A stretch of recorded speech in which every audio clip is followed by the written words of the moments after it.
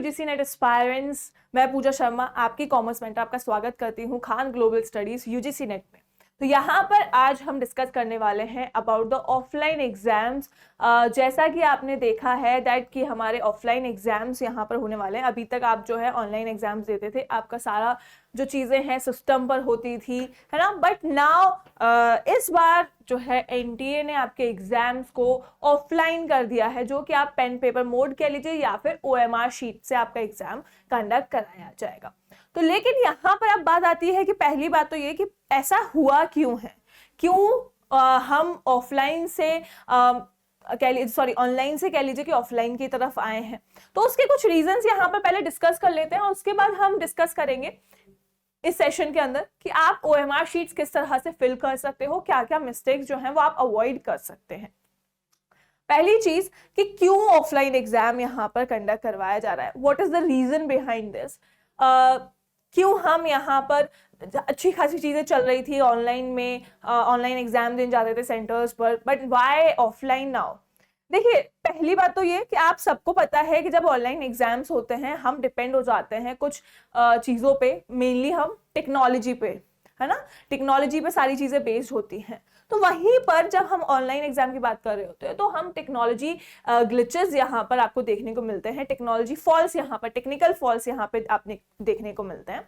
आपने सुना होगा कि एग्जाम्स में कभी पावर कट हो गया है या सिस्टम फेलियर हो गया, सिस्टम जो है आपका बंद हो जाता है। कई बार बहुत सारे बच्चों को प्रॉब्लम्स आती है। कई बार आप सेंटर जा रहे होते हो, कोई सिस्टम चला ही नहीं, आपको बहुत देर तक वहां पे बिठा के रखा, सिस्टम नहीं चला, आपका टाइम वेस्ट हो गया, है ना। ऐसे सारे इश्यूज आप देखने को मिलते हैं। या फिर आपने अगर फर्स्ट टाइम आप दे रहे हो तो आपको ये सब चीजें नॉर्मल होती थी ऑनलाइन एग्जाम्स के अंदर कि आपका सिस्टम क्रैश हो चुका है, एकदम बंद हो चुका है, आपका बंद हो जाता है एकदम, या फिर पावर कट हो जाता है, फिर कई बार मोस्टली या फिर कह लो कि इंटरनेट इश्यूज भी कई बार आ जाते हैं कि आपका इंटरनेट नहीं चल रहा है सिस्टम में। तो इस तरह के इश्यूज हमें फेस करने को मिलते थे। तो टेक्निकल फॉल्ट्स यहाँ पे हमें देखने को मिलती थी ऑनलाइन एग्जाम्स में। दूसरी चीज सेंटर इश्यूज आते थे, क्योंकि देख लीजिए जो भी आप कह लीजिए जहां आप एग्जाम दे रहे हो वहां पर आपको इन नंबर ऑफ सिस्टम देखने को मिलेंगे। तो मतलब इस तरह के सेंटर्स होना, और ये सेंटर्स आपको बहुत दूर, सिटी से काफी दूर जो है देखने को मिलते हैं। तो ये सेंटर इश्यूज भी आते थे। दूसरी थर्ड थिंग इज आपको यहाँ पर जो एग्जाम्स होते थे वो डिफरेंट सिटीज में, डिफरेंट शिफ्ट्स में कंडक्ट कराए जाते थे, जो भी ऑनलाइन एग्जाम्स होते थे। इसका रीजन एक था नॉर्मलाइजेशन, जो अभी करवाया गया है। नॉर्मलाइजेशन मेनली कराया क्यों गया है, क्योंकि हमारे एग्जाम्स जो होते थे डिफरेंट शिफ्ट्स में, डिफरेंट कह लीजिए टाइमिंग्स पे कंडक्ट कराए जाते थे, जिसकी वजह से एग्जाम्स जो हैं आपके वो क्या किए जाते थे कि आपके जो भी मार्क्स वगैरह थे वहां पर अगर हम बात कर रहे हैं डिफरेंट सिटीज में एग्जाम हो रहे हैं, डिफरेंट शिफ्ट्स में एग्जाम हो रहे हैं, आपका कॉमर्स का एग्जाम ही अगर कहा जाए कि डिफरेंट शिफ्ट्स में है, तो वहां पर या पर्टिकुलर किसी भी सब्जेक्ट का, तो वहां पर एक चीज कंडक्ट होती है दैट आपका जो मार्क्स वगैरह हैं उनमें चीजों में आपके कुछ ना कुछ चेंजेस लाए जाते हैं, आपकी कट ऑफ्स में चेंजेस आ जाते हैं इस तरह से। क्योंकि सबको देखो, सबको इक्वली ट्रीट करना है। अब सबको इक्वली ट्रीट करने के चक्कर में आप यहाँ पे क्या कर लेते हो, कहीं ना कहीं कट ऑफ्स पे आपको असर देखने को पड़ता है। तो ये सब चीजें जो है नॉर्मलाइजेशन लाकर यहाँ पर हटाई गई हैं। आपको याद होगा अभी थोड़े दिन पहले ही जो है मामिंदरा जगदीश कुमार जी ने यहाँ पर आपको नॉर्मलाइजेशन के लिए बोला था दैट अब एनटीए जो है यूजीसी नेट में बाकी अदर सीयूईटी एग्जाम्स में नॉर्मलाइजेशन करेगा। नॉर्मलाइजेशन करने के लिए यहाँ पे सबसे बड़ी चीज है कि एग्जाम जो है वो क्या होना चाहिए, ऑफलाइन होना चाहिए। जब सारे बच्चों के पास एक ही दिन, एक ही समय पर एक ही पेपर आएगा, तो वहां पे हम आसानी से अपना जो है एग्जाम कंडक्ट करा सकते हैं। दूसरी चीज, आपका रिजल्ट भी इजीली आप जो है यहाँ पे ला सकते हो। ठीक है, जैसा कि इस बार आप देख रहे हैं हमारा एग्जाम जो है 18 जून को होने वाला है 2024। तो आपके सारे एग्जाम्स, आपका जितने भी 83 सब्जेक्ट्स हैं, सारे 83 सब्जेक्ट्स के एग्जाम इस ही दिन होंगे, जिसकी वजह से आपका रिजल्ट भी इजीली आ जाएगा, है ना। आपको उतना डिले देखने को नहीं मिलेगा, रिजल्ट भी फास्ट आपको यहाँ पे कह लीजिए फास्ट यहाँ पे आ सकता है। तो ये सारी चीजें, ये सारे रीजन थे हमारे एग्जाम को ऑफलाइन करवाने के लिए कि और चीजें क्या हो, थोड़ा स्मूथली कंडक्ट करवाई जाए। अब यहाँ पर बात आती है कि जब हम ऑनलाइन एग्जाम देने जा रहे हैं तो क्या क्या चीजें आपको यहाँ पर देखनी होंगी, क्या क्या चीजें आप यहाँ पे कह लीजिए आपको ध्यान रखना है। फर्स्ट ऑफ ऑल, जब हम बात कर रहे हैं कि ऑफलाइन एग्जाम में पहली चीज होती है आपके ओएमआर शीट।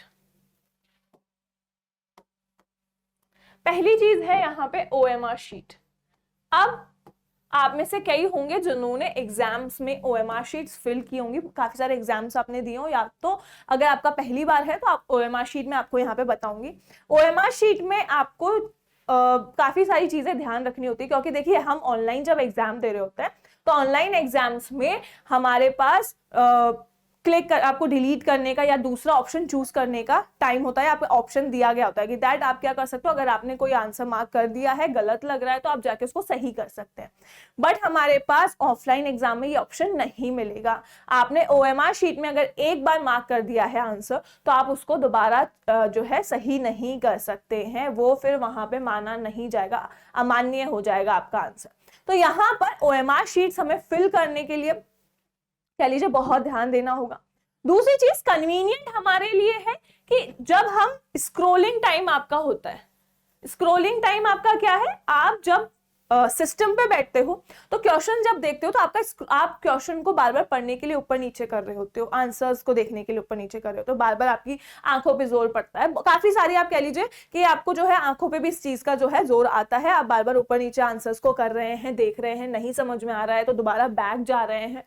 तो ये सारी चीजें ऑनलाइन में देखने को मिलती है। बट इन आपके ऑफलाइन एग्जाम ये स्क्रोलिंग टाइम आपका कम हो जाएगा, आपको इजीली आपके सामने पेपर होगा, आप वहां पे आराम से जो है पढ़ के आंसर दे सकते हो। ठीक है, तो ये कुछ फायदे हमारे यहाँ पर एग्जाम्स में हो जाते हैं जब OMR शीट या फिर ऑफलाइन आपका होगा।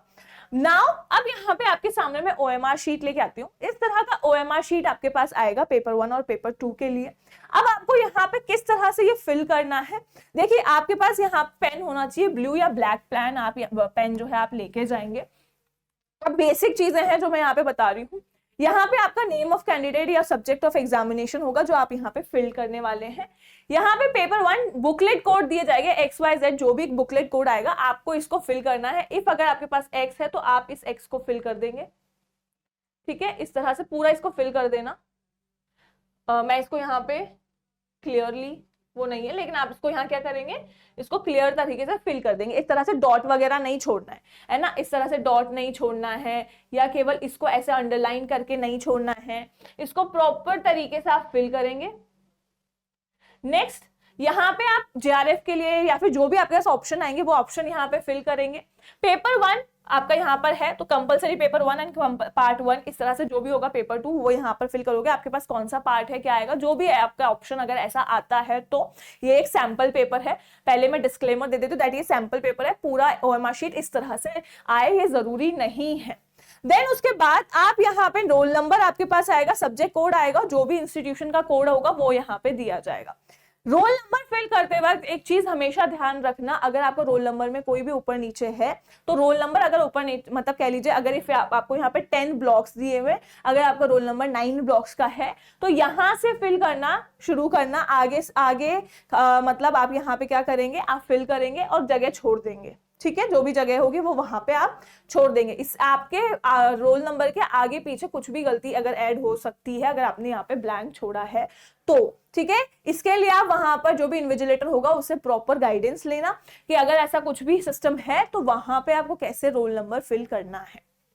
ठीक है, नेक्स्ट यहाँ पे जब हम आंसर्स की बात करते हैं तो आंसर आपका हमेशा याद रखिएगा कि आपको जो भी आंसर पता है पहले आप अपने क्वेश्चन पेपर में मार्क कर लीजिए, क्योंकि आप यहाँ पे एक बार क्वेश्चन पढ़ते हैं और आंसर मार्क कर लेते हैं तो वो चीज वहां पर आपका कई बार ऐसा होता है कि हमने चलो क्वेश्चन पढ़ा और आंसर मार्क कर दिया, OMR शीट में मैंने जाके मार्क कर दिया। सपोज फर्स्ट क्वेश्चन का आंसर मुझे लग रहा है B है, मैंने B को मार्क कर दिया। अब मेरा आंसर B, मुझे जब मैंने बाद में पढ़ा तो मुझे लग रहा है B आंसर है ही नहीं। ठीक है, इसको फिल कर लेंगे। अब मुझे लग रहा है कि B आंसर है ही नहीं, जब B आंसर नहीं मुझे लग रहा है D आंसर है, तो अब क्या, अब अगर मैं इस पे D पे मार्क करूंगी तो ये मेरा क्वेश्चन अब अमान्य हो जाएगा, ये वैलिड नहीं माना जाएगा। ये चीज हमेशा ध्यान रखना कि इसको वैलिड माना नहीं जाएगा। फिर जब हम बात कर रहे हैं यहाँ पर कि आप यहाँ पर टाइम इश्यूज अगर हैं तो प्लीज पहले अपने क्वेश्चन पेपर में आंसर्स मार्क कर लीजिए, उसको आप जाके बाद में थोड़ा अगर आपको लग रहा है कि क्वेश्चन मुझे अगर मैंने सही गलत किया है तो आप एक बार दोबारा क्वेश्चन पढ़ो, आपने सही आंसर मार्क किया है कि नहीं किया, फिर जाके OMR शीट में फिल कर लो।